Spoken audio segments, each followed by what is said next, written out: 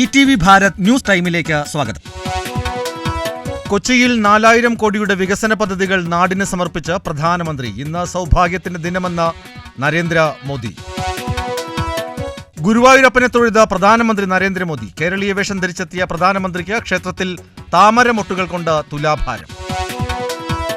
BJP നേതാവും നടനുമായ സുരേഷ് ഗോപിയുടെ മകളുടെ വിവാഹത്തിന് കാരണവരുടെ സ്ഥാനത്ത് പ്രധാനമന്ത്രി നരേന്ദ്രമോദി.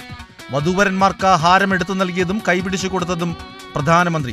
വിവാഹ ചടങ്ങിനെത്തിയ സിനിമാ താരങ്ങളോടും പ്രധാനമന്ത്രിയുടെ കുശലാന്വേഷണം. കേന്ദ്ര അവഗണന. ഡൽഹി സമരത്തിൽ UDF പങ്കെടുത്തേക്കില്ലെന്ന് പരോക്ഷമായി പറഞ്ഞ ശശി തരൂർ MP. MS ധോണിക്കെതിരെ മാനനഷ്ടക്കേസ്. ഡൽഹി ഹൈക്കോടതി നാളെ വാദങ്ങൾക്കും. 15 കോടി രൂപ തട്ടിയെടുത്തുവെന്ന ധോണിയുടെ വാദം തെറ്റെന്ന ആർക്ക സ്പോർട്സിന്റെ 2 ഡയറക്ടർമാർ.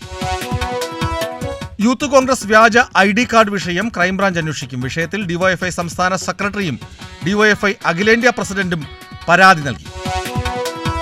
ആക്കുളത്ത് വെള്ളത്തിലായത് കോടികൾ. വാക്കിലൊതുങ്ങി ടൂറിസം വികസനം. എങ്ങുമെത്താതെ സ്വപ്ന പദ്ധതികൾ. കാടുമൂടിയും മാലിന്യം നിറഞ്ഞും പൊറുതിമുട്ടി ആക്കുളം.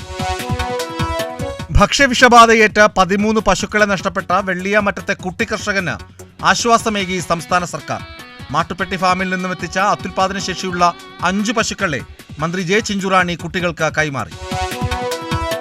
ടാറ്റ സ്റ്റീൽ മാസ്റ്റേഴ്സ് ടൂർണമെന്റിൽ നിലവിലെ ചെസ് ലോക ചാമ്പ്യനായ ഡിങ് ലിറനെ തോൽപ്പിച്ച ഇന്ത്യയുടെ R. പ്രജ്ഞാനന്ദ. നെതർലാൻഡ്സിൽ നടക്കുന്ന ടൂർണമെന്റിൽ 4ാം റൗണ്ടിലാണ് ഡിങ് ലിറനെ 18-കാരനായ പ്രജ്ഞാനന്ദ വീഴ്ത്തിയത്.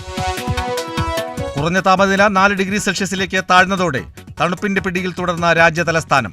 ഡൽഹിയിലേക്കും തിരിച്ചുമുള്ള വിമാനങ്ങൾ ഇന്നും മണിക്കൂറുകളോളം വൈകി. കൂടുതൽ വാർത്തകൾക്കും വിവരങ്ങൾക്കും ETVBharat.com സന്ദർശിക്കുക.